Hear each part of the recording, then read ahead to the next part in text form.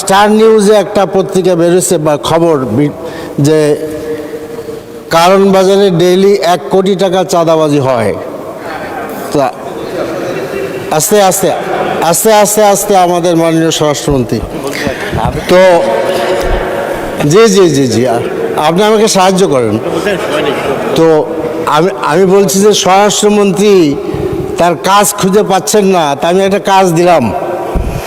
আর আমি বুঝি যে স্বরাষ্ট্রমন্ত্রী মহোদয় অনেক গুণে গুণান্বিত, সেটা বলতে বেশ সময় লাগবে। মাশাআল্লাহ।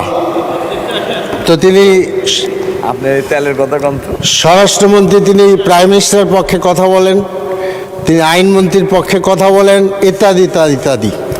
সে কারণে তিনি আপনার তেলমন্ত্রীর পক্ষেও কথা বলেন। সে কারণে তিনি তার নিজের দায়িত্ব দিতে ভুলে যান, তাহলে তাকে দায়ী করা যাবে না বোধ হয়। তো আমাদের আপনার তেল গ্যাসের প্রতিমন্ত্রী যশোরের অনিন্দ্য সাহেব বলেছেন আগামী শনিবার ঠিক হয়ে যাবে। তা আমি ধন্যবাদ জানাই, তিনি আগামী ঈদের কথা বলেন নাই।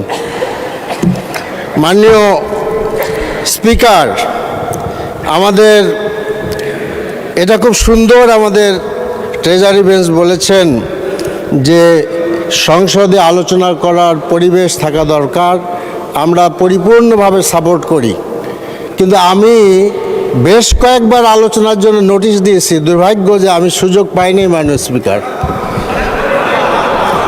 তো এই সম্পর্কে, তেল সম্পর্কে ঘাবড়াইয়েন না।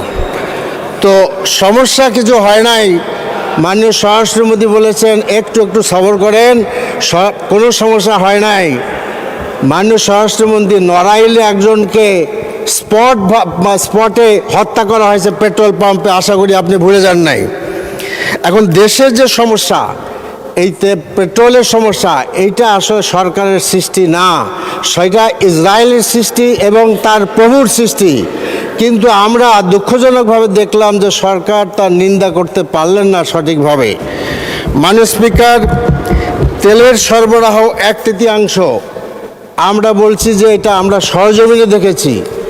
আপনি যান, এই যে আমাদের এই দক্ষিণ প্লাজার পাশে পেট্রোল পাম্প, সেখানে সরজমিনে আমরা আমাদের মাননীয় বিরোধী দলের নেতার নেতৃত্বে গিয়েছিলেন, আমি নিজে ছিলাম, যেটা আমার সংসদীয় এলাকা। দে আর গেটিং 1/3 অফ টোটাল মানে সাপ্লাই, যেটা আগে পেতেন। আগে তারা 3 গাড়ি পাতেন, 1 গাড়ি পান। এর কি উত্তর আমি জানি না। তো কাজেই দীর্ঘ লাইন, সমস্যা নাই, কারণ অনেক কিছুতেই আসলে সরকারি দল সমস্যা মনে করেন না, এটা আমরা গত ঈদেও দেখেছি, আর বলতে চাই না।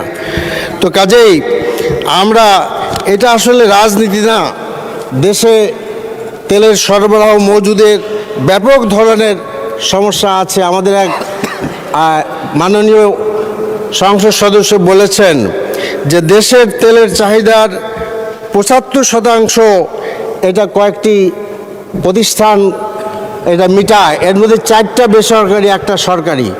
কিন্তু সেই বেসরকারি প্রতিষ্ঠানগুলোকে তেল সরবরাহ করতে নিষেধ করা হয়েছে। তার নাম আমাদের ভাই বলেছেন, মাননীয় সংসদ সদস্য, আমি আর বলতে চাই না। তার কাছে এই রহস্য আমি আসলে বুঝতে চাচ্ছি না যে হোয়াট ইজ দিস, এটার কারণটা কি। তেলের লাইনের বিরাট লাইন, অথচ তাদেরকে বলে দেওয়া হলো যে সরবরাহ করা যাবে না। আমাকে সময় দিলে আমি নামঠাম বলতে পারি, চিঠিপত্র দেখাইতে পারি। তো কাজে মাননীয় স্পিকার, আজকে আমাদের সরকারি দল বলেছেন যে আলোচনায় বসার জন্য। আমরা আহ্বান করতে যাই যে আমাদেরকে তেল সরবরাহ মজুদ ইত্যাদি সম্পর্কে আমাদের এক্সেস দেওয়া হোক। আমরা সকল তথ্য পেতে চাই মাননীয় স্পিকার, সকল তথ্য পেতে চাই। কাজেই আজকে আপনার চোখ বুঝলে তো প্রলয় বন্ধ থাকে না মাননীয় স্পিকার। আজকে আপনার সংসদ ভবনের থেকে শুরু করে বিজয় সরণি পর্যন্ত তেলের লাইন, গাড়ি দাঁড়িয়ে রয়েছে, আপনি বলছেন কোনো সংকট নাই, এটা তো হতে পারে না। কাজে মাননীয় স্পিকার, আমরা মনে করি মাননীয় সদস্য সময় শেষ, 1 মিনিট বাড়ালাম। মাননীয় স্পিকার 1 মিনিট না, আপনি আশা করি আমাকে 5 মিনিট দেবেন। আমি 5 সময় হবে না, আমাদের টাইম শেষ, বলে ফেলেন প্লিজ। জি জি 5 মিনিট দেবেন, এই জন্য যে আমাদের সরকারি দল এ ব্যাপারে একমত হয়েছেন।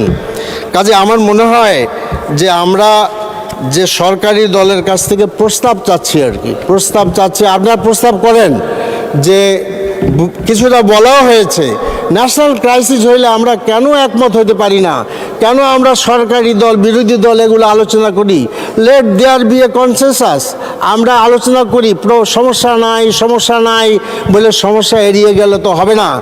এক পেট্রোল পাম্পে একজন গাড়ি চালক বলছে যে ভাই আপনারা গাড়ি পান কোথায়, তেল পান কোথায়? এখন কি আমি প্রশ্ন করব যে মাননীয় প্রাইম মিনিস্টার কোথায় গাড়ি পান, তেল পান, আমাদের স্বরাষ্ট্রমন্ত্রী কোথায় তেল পান? এটা যদি পাবলিক প্রশ্ন করে এর উত্তর আমাদের আছে?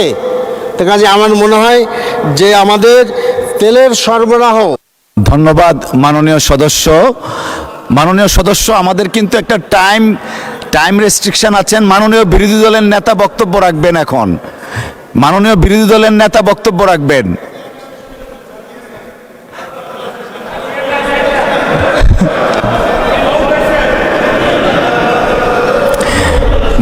জি মাননীয় সদস্য, আমাদের মাননীয় বিরোধী দলের নেতার বক্তব্য শুনি আমরা, তারপর বিদ্যুৎ মন্ত্রী বক্তব্য রাখবেন।